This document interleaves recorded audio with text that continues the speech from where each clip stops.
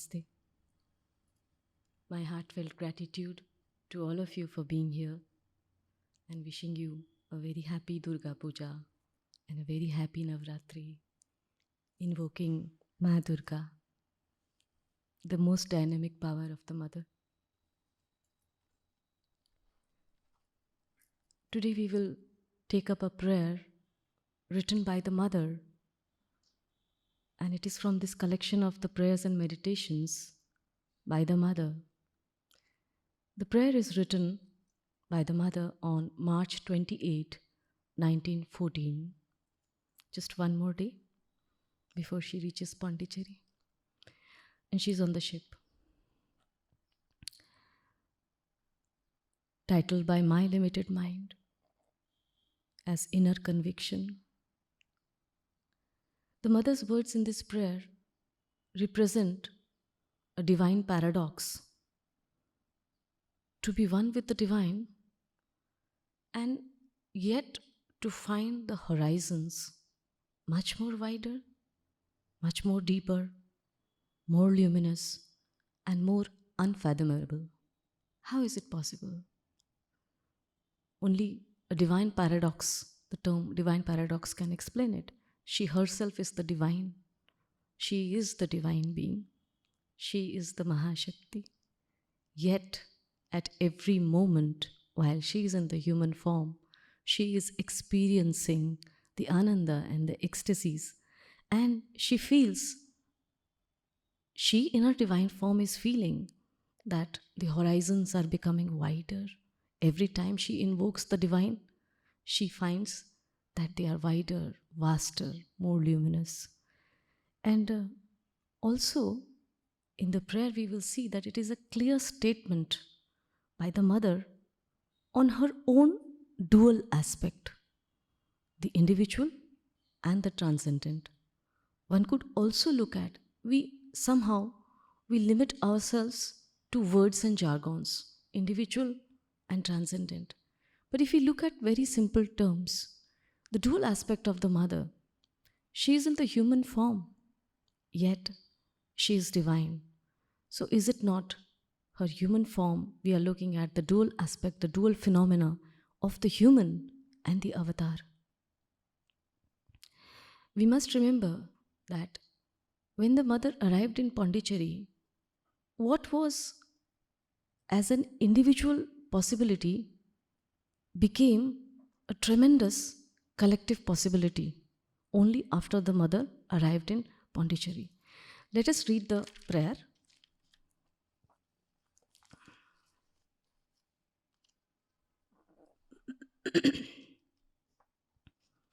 March 28, 1914. From the time we started, and every day more and more, in all things, we can see thy divine intervention. Everywhere thy law is expressed, and I need all my inner conviction to feel that this is perfectly natural, so that I do not pass from wonder to wonder.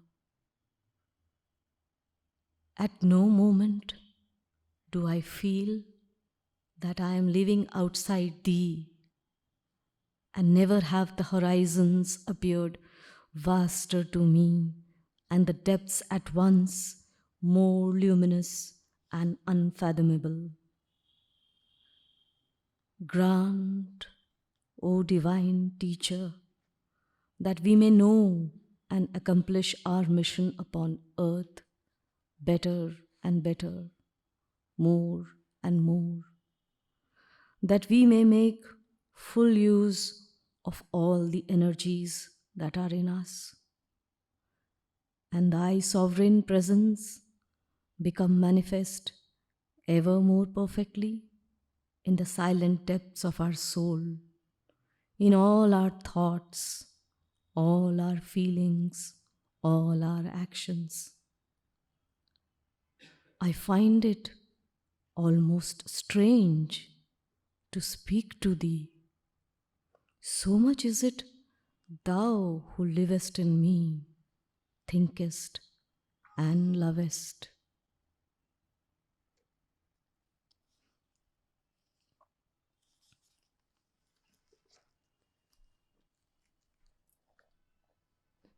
For the non believer, where the non believer sees only a chiseled piece of stone, the believer, a devotee, sees and experiences a great Godhead. Where the prosaic sees only a cloud in the sky, a Kalidas will see it as a messenger from the beloved. Where an ordinary person sees an ordinary life, a seer has the vision of the supreme grace acting at every moment in each thing, in everything around us, and feels that it is only the divine grace and the benediction. Even the realization itself is a divine benediction. It is only because of the divine that we are also realizing. So it has been a long journey for the mother, almost a month-long journey. And the days aboard on this ship Kagamaru were where she experienced so many things because she was nearing the supreme for the divine mission. And her experiences led to Ananda and ecstasy, not only for her, her benediction and grace covered each one, not only on the ship, but for her children who were waiting for her. So she says, from the time we started, and every day more and more in all things, we can see thy divine intervention. So she says that she has become fully aware that in all things, in everywhere, every single, even you can say a particle of dust, everything, in everything that the divine manifestation is there, the divine is working non-stop, intervening at all times. And all this world, all this creation is his endless act. She goes on to say, and I need all my inner conviction to feel that this is perfectly natural. So, in her life, there is nothing but she is only led, and she has this inner conviction that this divine intervention is perfectly natural. If at some point in her life she is feeling, if at some point she is feeling about this beauty, this luminosity, so she says, I must go back to that inner conviction that this is perfectly natural. For the divine intervention happens at all times. We may be aware of it, we may not be aware of it. But the divine knows, the divine does, the divine intervenes, the divine works and carries on. So that, she says, so that I do not pass from wonder to wonder, so that I may not be dazzled, so that I may not fall into the trap of only that which I see, that which I experience. I must relate it to you. I must relate it to a flower, a fragrance. It's not just a flower and a fragrance then. Of course, it touches us. But that aha moment, oh, the divine, fragrance is so divine. Oh, I'm experiencing you through this fragrance, through this flower, which is giving itself. There are so many, numerous, hundreds, thousands, millions of things all around us, happening all the time. Are we aware of all those things and see the divine working?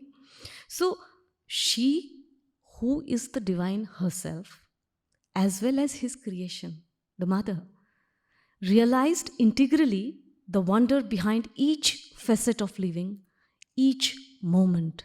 And that is what she is telling us to do the same. We, with our limited consciousness, do not realize the marvel that even a rose, a particle of dust, a simple snowflake, or a rainbow represents. We all take them for granted. ये तो हो रहा है, हम देख रहे हैं, enjoy कर रहे हैं. But what is making those things happen around us? What is bringing those things? Who is it that is there.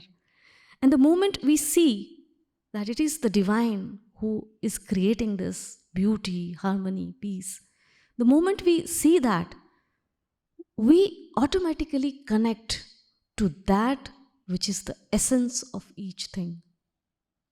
So, those who understand the workings of the divine, those who understand the workings of the Supreme Lord, become one with the being as well as the becoming. So, is there any difference? The being and the becoming. That is what the mother is experiencing. She herself is the divine, yet she is experiencing at each moment the beauty of the becoming of the Lord. So, she is actually experiencing her own dynamic aspect. She goes on to say, at no moment do I feel that I am living outside thee, and never have the horizons appeared vaster to me, and the depths at once more luminous and unfathomable. So now this clearly represents the divine paradox. To be one with the divine and to find the luminosity, the unfathomlessness of the divine in everything. We human beings, we perceive things very differently, and most of the time, it is only our ego self which is perceiving the things for us. And we may not be able to understand this. And it is only the divine, when we have this connection with the divine, that we are also able to slowly overcome, or you can say, shed off this ego self and look beyond. It is a clear statement. This, at no moment do I feel that I am living outside thee. So it is a clear statement from the mother about her own dual aspect, the individual and the transcendent. She herself is the divine, and she is looking at the divine. She is looking upwards to the divine. There are so many prayers of the mother where she has identified herself completely with the earth consciousness, and she is invoking her own higher self. In Savitri, Sri Aurobindo writes, half she veils and half unveils.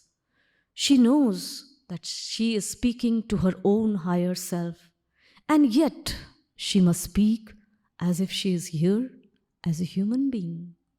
So there are people who may ask, so to whom is she praying? She herself is the divine. Then who is the other divine that she is praying to? And who is the master she is speaking of? Is he Sri Aurobindo? Then if she is invoking Sri Aurobindo, the Supreme, is she his disciple? Is she his devotee? So, of course, these questions are raised by those who do not perceive the mystery behind the avatarhood. And at some point in our lives, we were all a part of this. We never understood. So the avatar is the Supreme taking the human body. So a disciple once asked Sri Aurobindo, was the mother human first and then she became divine? And Sri Aurobindo dismissed it by saying, this is an erroneous approach. The mother has always been divine in whichever form she has taken, in whichever birth. She has always been divine. Even in the physical form, she is the divine. And a disciple very beautifully and very innocently asked the mother, Mother, why did you come like us?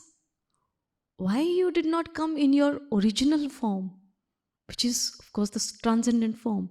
And the mother very sweetly replied that, my child, if I had not come like one of you, like you, how could I show you? How could I tell you, become what I am? How would I have been? It would not have been possible. Everything would have been very abstract. Me taking the human form, I am concrete, I am in physical form. I can show you. Become what I am. So the mother has not come here to do arbitrary miracles, to say, look, I am the mother and I will do miracles and you should follow. She never said that. Such was her humility. So she is clearly showing us humans the way to reach the divine. This is the beauty of the avatar. He is at once God and human. Is Krishna human or God? Is Ram human or God? Is Christ human or God? So an avatar is at once both. It is a dual phenomena. Outside or in the front, she is human. She's she appears like one of us. Deep within, she is consciously divine. And progressively, this divinity tries to manifest itself through different layers of consciousness, transforming and then bringing us to that mission which is for which we have taken birth, that is transformation of matter. She goes on to say, at no moment do I feel that I am living outside thee. So beautiful, such a beautiful realization she's sharing with us. And who is this thee? He is the Supreme. Then who is Sri Aurobindo? One may say. The Supreme who has taken a human body. Who is the Mother? Supreme who has taken the human body. Who is greater? We in our limited minds may ask, who is greater? It is the way we look at it. The Supreme taking the human body is definitely closer and more personal and more intimate for me.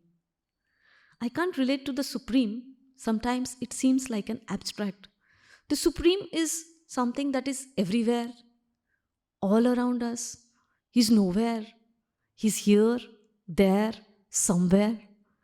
But when he takes a human form, and it is so beautiful, then where is the Supreme in the human form? The Supreme is what you adore in Sri Aurobindo. The Supreme is what we adore in the Mother. We do not have to conceptualize the divine Shakti as something very abstract, something very beyond. The divine Shakti is amongst us. Oh, there she is, with whom I can speak, with whom I can share, with whom I can laugh, in whose lap I can put my head and go to sleep for the night. She's so real. She is physical, she's human, she's so real, yet divine. Is that human touch not divine? Is that not a connect between a mother and a child? So it is that easy to make that connection. The human consciousness, we perceive the human consciousness as something, it has to enlarge, we have to see the same consciousness in others. Very simple, if we just say, we are a part of the Mother, we are a part of her consciousness. And that is the connect between her and me. That is the connect between the Mother and all her children, the Mother and everything around us. So much simple and so much easier it becomes for that contact of the consciousness to happen. Not only easy, the mind needs a name and a frame. And so the divine makes this divine sacrifice. It is not easy for the divine to come into the human form. We all look up to the divine. But for the divine to come and take the human form and undergo the same ordeals through which she must have passed so many times. And she is doing it so willingly, so joyfully. Not only that, it is the most wonderful phenomena, one can say, happened when Sri Aurobindo and the Mother, they came together. They laid the foundation, they created the prototype of the future together. And it is the divine sacrifice. She goes on to say, never have the horizons appeared to me and the depths at once more luminous and unfathomable. Why? Because she is coming to meet the Lord. She is coming to meet the Lord so that humanity can evolve. We humans can evolve. We are observing Durga Puja these days. Aaj shayad Mahashtami hai. Mahashtami, okay. So, it is like the Mother in the human form, she is attaining to some stage which is her own highest form. And somewhere, when she has taken this birth and she's working for humanity, it is as if हम देवी बोधन करते हैं षष्ठी के दिन, so the देवी को establish करते हैं foundation. She is traveling from her mother's place, from her own home to us, to where we are. हम उनको उनमें आश्रित होते हैं, उनका बोधन करते हैं. And finally on the 10th day, what happens? She reaches her own highest self, the Siddhidatri form, and becomes one with her own transcendent self. And when that happens, and while that is happening, the possibilities, there are tremendous possibilities that are shown to the human beings. She is not doing it for herself. She has come to uplift, to bring the divine life on this divine earth. And she herself is showing us at every step how to become, how to be the perfect instrument. And each one of us, not only me, you, each one of us, every single thing on this earth is moving towards that. So if we read this prayer, keeping in mind that she's only one day away from meeting the Lord, and while she was traveling 10 nautical miles when she was away, when the ship was away, she felt Sri Aurobindo's aura. And she has written it. She says, "Grant, O divine teacher, that we may know and accomplish our mission upon earth better and better, more and more." The divine teacher is in all of us. Understood fact. We take it for granted. But for us, so much is her grace and love that she has taken, the divine teacher has taken a human form.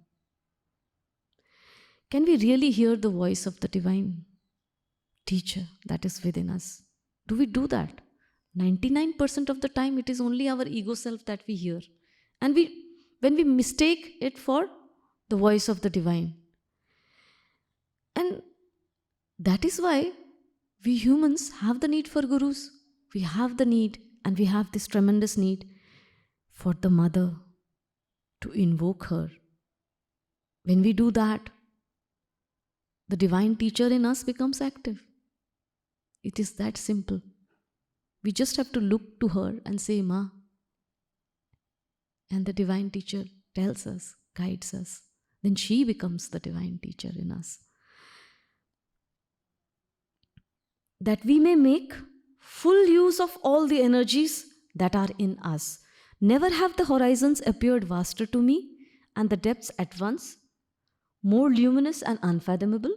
Grant, O divine teacher, that we may know and accomplish our mission upon earth better and better, more and more, that we may make full use of all the energies that are in us. And what are the energies in us? We have the power of the thoughts, the energy of the thoughts, Ichha Shakti, Bhav Shakti, Sankalp Shakti, Deha Shakti, Atma Shakti, and many other energies like that. We are a bundle of all those energies. They have been given to us. Why? So that we can make full use of those energies in the way the mother wants us to do. And if we are not able to understand this, we just have to turn to her, and she will do all the logistics for us. Whatever needs to come will come. And she will purify. She works like an alchemist then, twining and twisting and turning all the energies within us that needs. The spiral of energies is created within us so that it leads to the opening, all the energies, one after the other. She goes on to say, "And thy sovereign presence become manifest ever more perfectly in the silent depths of our soul, in our thoughts, all our feelings, all our actions." So, when we say that we are identified with thee, when she's saying that I am identified with thee, still there is a thin veil of separation. Thee, here, me. So there is still a thin veil of separation. And she says that thy sovereign presence, that all encompassing presence becomes manifest even more perfectly. It is perfect. There is no doubt that whatever the divine is doing is perfection in itself. Given the situation, given the resources, given the human beings that we are, given everything that is there on this earth, whatever is happening perfectly at that moment and that time, in time and space. So, but she says, when we open all these energies and we make full use of them, we can feel that sovereign presence. And one effect or one proof of that would be that when we turn to you in solidarity of all our energies, there is a calm and silence we experience. And in those silent depths, our thoughts, our feelings, and all our actions are all guided by you, are all then taken care of by you. So she says that I'm experiencing this, that you are the one who thinks, who acts through me. That is what she's saying. I find it almost strange. So beautiful. I find it almost strange to speak to thee. So much is it thou who livest in me, thinkest and lovest. Because she herself is the divine. And she is finding it strange that I find it so difficult, I find it so strange to speak to you, O Lord. Because you are only guiding my thoughts, you are living within me, you are the one who is feeling, you are the one who is acting through me, you are everything in me. And yet I feel it very strange as if I'm speaking to thee. And this is her utter humility. And she's showing the path of humility to us. Before she met Sri Aurobindo, she had mastered the Buddhist yoga. And she had also mastered the yoga of the Gita through a very, you can say, a simple copy which was given to her, not very clear, but in 1 month she mastered the yoga of the Gita. And she mastered Raj Yoga through a book which came into her hands, written by Swami Vivekananda on Raj Yoga. And while even in her childhood, her consciousness was working so much that robe of consciousness was there.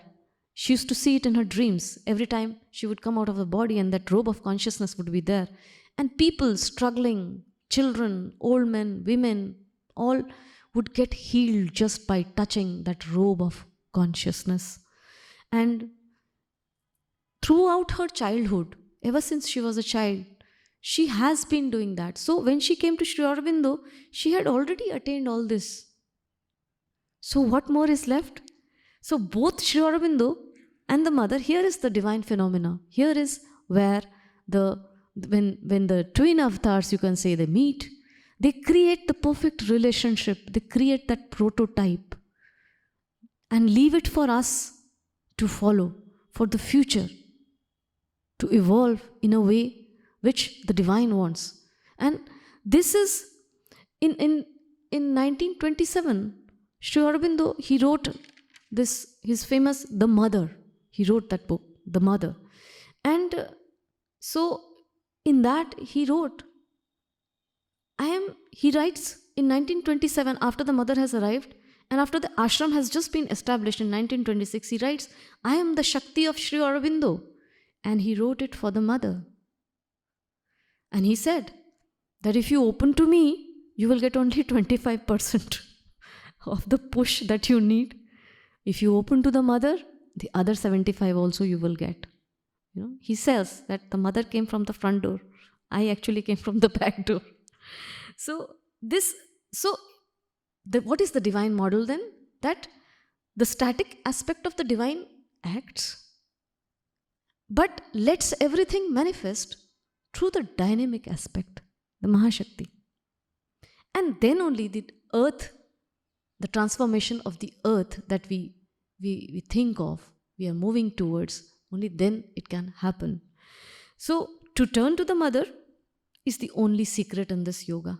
It's an open secret. So people ask, "Acha, secret to pata chal gaya, that the mother is behind everything. But what is the method?" And here I would like to quote something which I heard from Alokda, Dr. Alok Pandey. Very beautiful, and I would like to share it with you. He said, first method, there is only one method. But even if you ask for methods, first method, turn to the mother. Second method, open to the mother. Third method, be receptive to the mother. Fourth method, give yourself to the mother.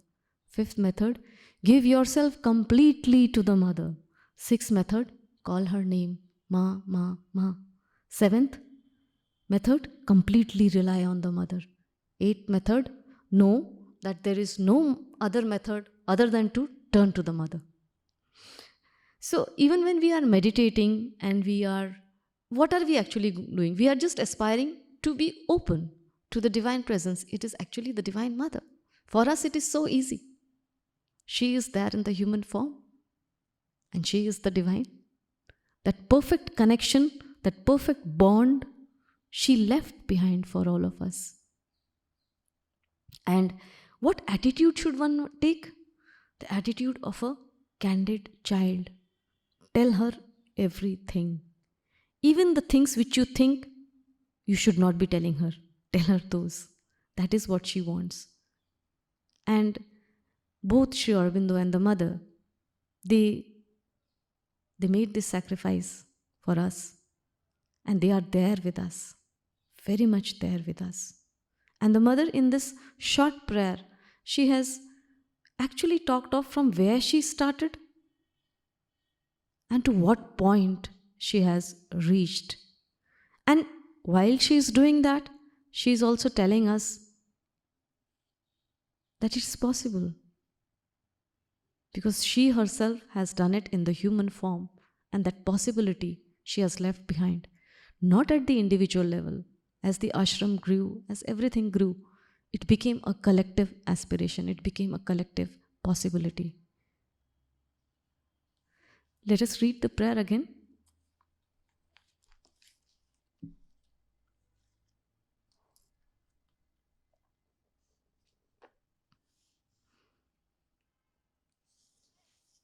March 28, 1914. From the time we started, and every day more and more, in all things we can see thy divine intervention. Everywhere thy law is expressed, and I need all my inner conviction to feel that this is perfectly natural, so that I do not pass from wonder to wonder. At no moment do I feel that I am living outside thee, and never have the horizons appeared vaster to me, and the depths at once more luminous and unfathomable.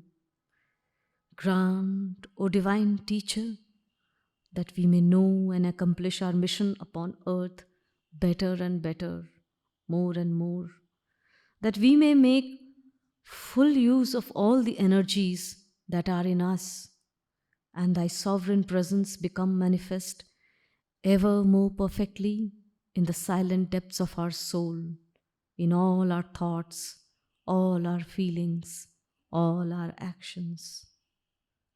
I find it almost strange to speak to thee. So much is it thou who livest in me, thinkest and lovest. Is there something anybody would like to share? I would not look at it as a transformation. When we talk of integral yoga, everything, it is inclusive of everything. It leaves behind nothing. Neither the individual nor the collective nor any other form, nor does it reject any other form of yoga. It has been a synthesis. When Sri Aurobindo writes synthesis of yoga, it is a synthesis from the already existing paths and something that these paths were already trying to achieve. Everything was brought together, compiled, and synthesized, and a very beautiful prototype was presented to us. So it is Buddhism in itself. It has so many beautiful tenets. Gita has so many beautiful tenets. You can talk of anything, that anything good in itself which shows us, which moves us towards a more diviner life, is the path. But we have to be careful that it is not the only path. Sri Aurobindo and the mother never said that this is the only path, because integral yoga is so vast. It is so open to synthesis of every kind.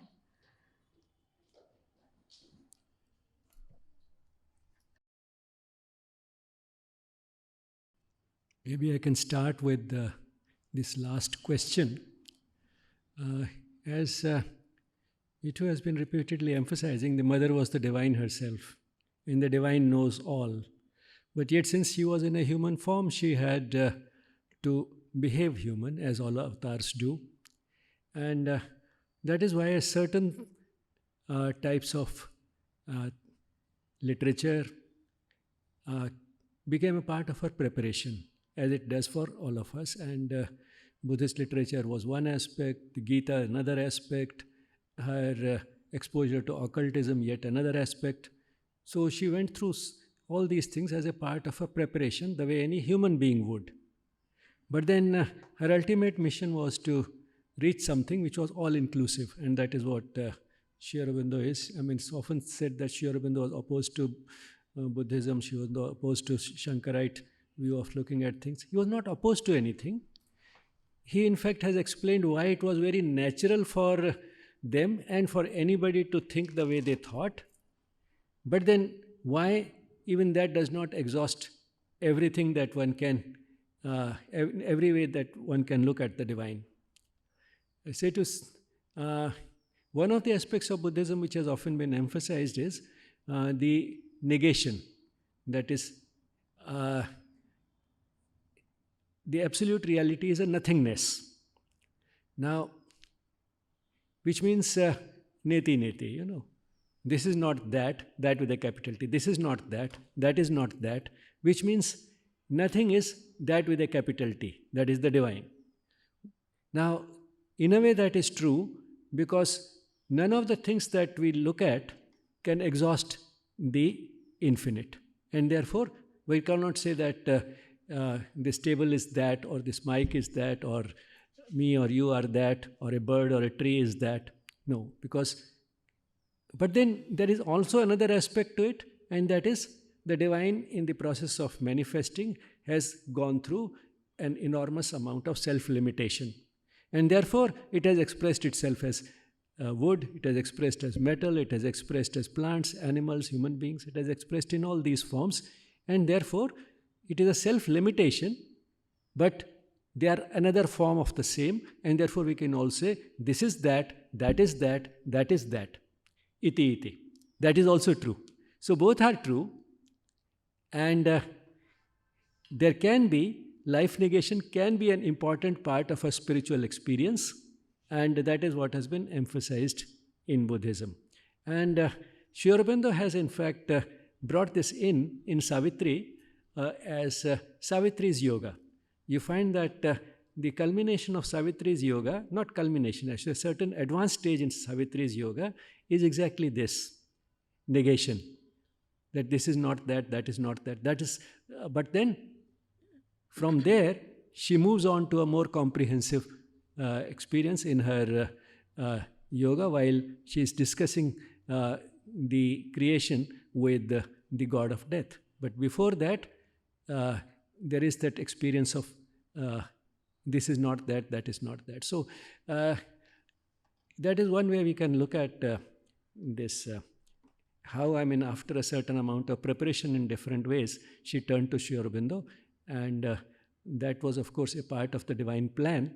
And that, to some extent, is what this prayer is also reflecting, that there is a divine plan, but we can sometimes understand it only in retrospect. And then we start wondering.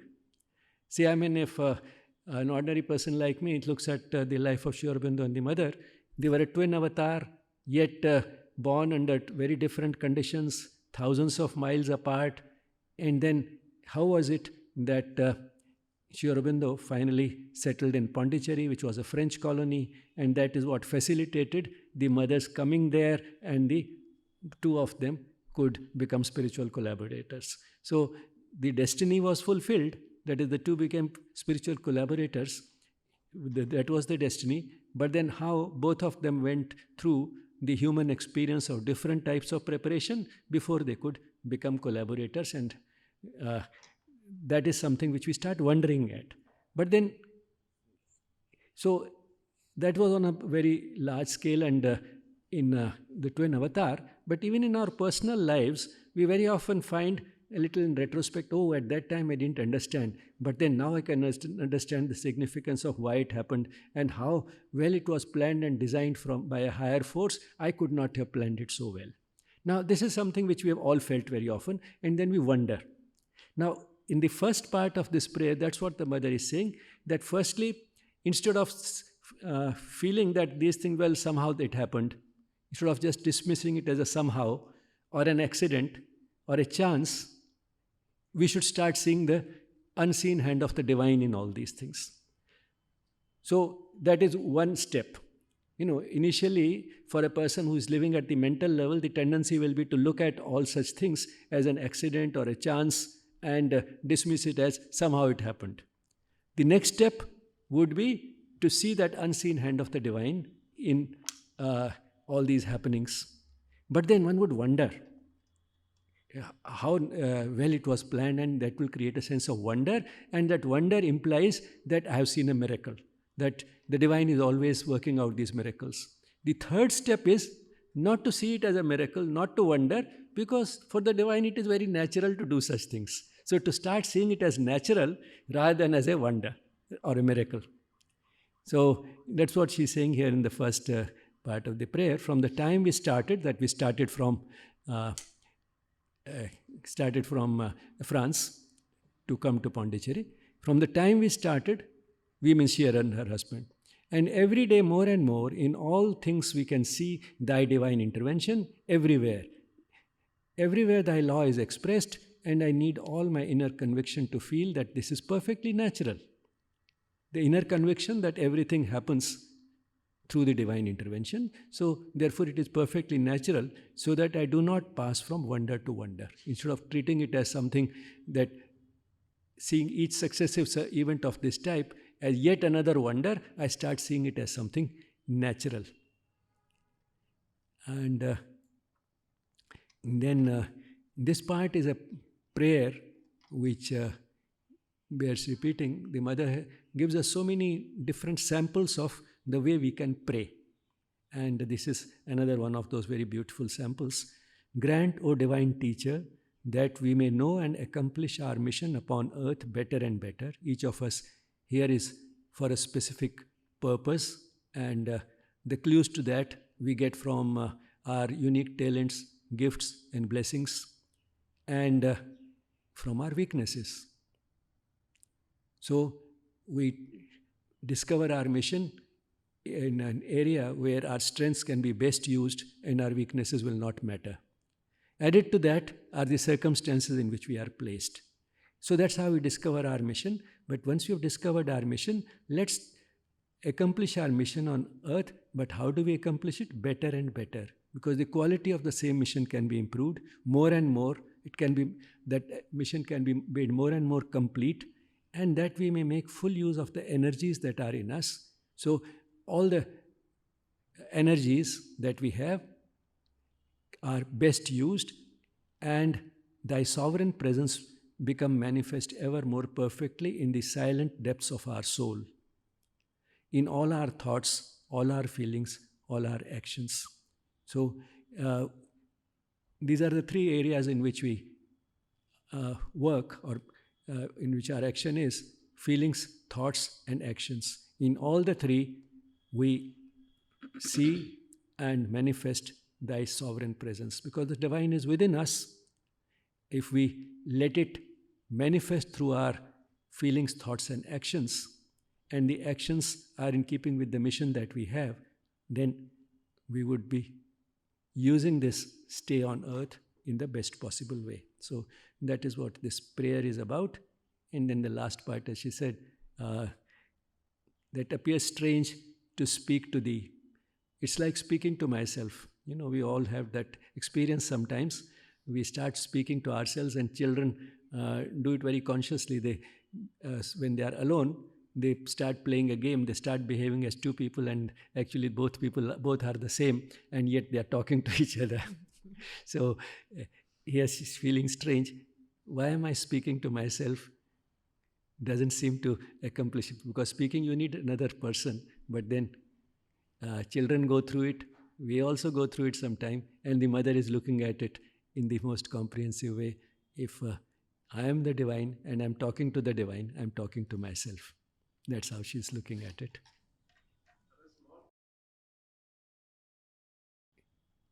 Well, I'm sure Upanishads are very exhaustive, and therefore both would be there. I will not tell you exactly which Upanishad, but all the same, probably we'll discover some hints of it in the Isha Upanishad, because the Isha Upanishad does have many such contradictions, and those contradictions can be reconciled. Like he is the one that moves, he is the one that does not move. No, that type of thing. So that also comes to the same thing, because one does not move is the one which is transcendent, and he's also the one that moves, that is the manifestation. So the two are the same. And like say, the ignorant is one, in darkness is one who does not know, in greater darkness is the one who knows. Now, again, that can be explained and reconciled, and in exactly this way, because the one who does not know means it does not know the deeper truths of existence, looks the manifestation as something exactly as we see it, rather than its depth. That is, behind what we see is the divine, that he does not see. So he is in a darkness. But in still greater darkness is the one who is knowledgeable, who knows. Now, that probably is referring to the person who, having discovered the divine, now stops seeing the divine in the manifestation, because he thinks that, the real thing is that which I've experienced, which is not there in the manifestation, but beyond it. So he is in a still greater darkness because he has had a unique experience, and now therefore can be in that smug satisfaction. What can be there beyond this? And therefore there's no hope for learning more. Whereas the one who is ignorant and is only at the mental level and viewing the manifestation from its appearances, from its surface appearances, for him there is still hope, because he may go deeper and discover that, what I see is only the surface, there's something deeper behind it, and that is the divine. So he may have that experience of iti iti when he starts seeing the divine in every manifestation. Whereas the one who has the smug satisfaction of having discovered the divine which is beyond this and feels that that is all that is the real thing, the rest is only an illusion, he is in a still greater darkness, because for him there's no redemption. So you can see that both iti iti and neti neti are, both of them are there. So this is, Upanishads are very exhaustive. Like Sri Aurobindo, they have just about everything, scope for all types of way of looking at spiritual truths. Yes. The first question, that is, the Shishya gets gravitated towards the Guru and vice versa. So the second question, how the Guru and the disciple meet. The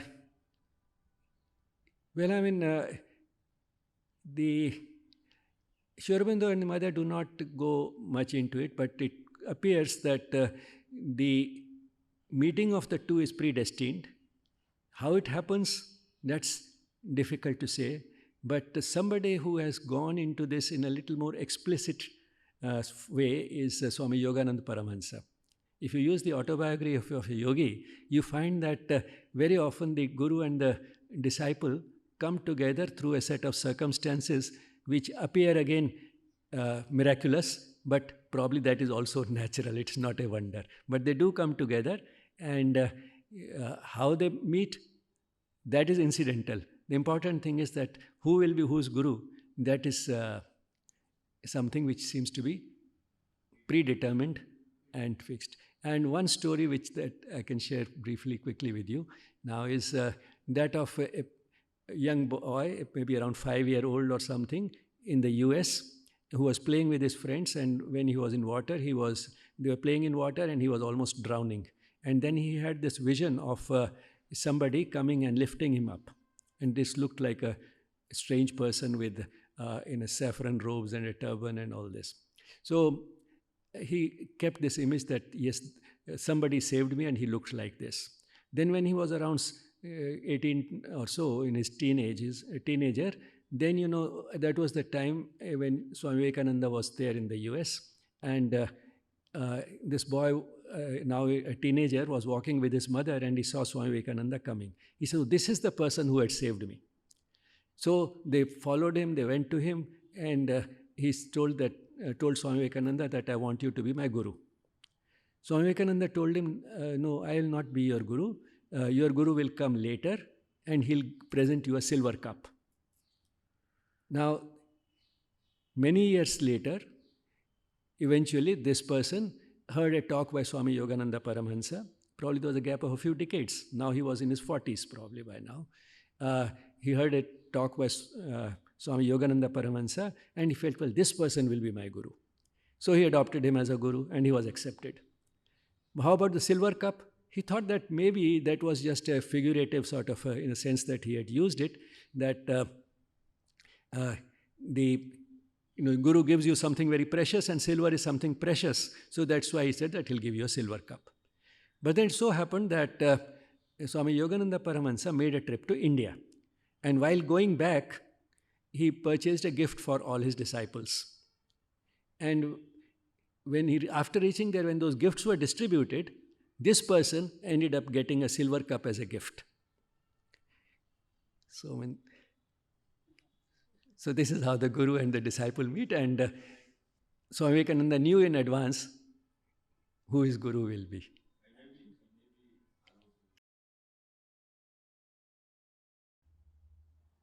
Sure, I mean, there is a unified field of consciousness, and it is from there that our thoughts come.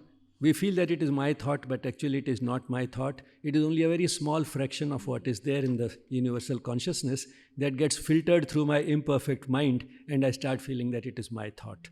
So that is very true. And at that level, even at that level, time also loses its value, because that's a consciousness of timelessness.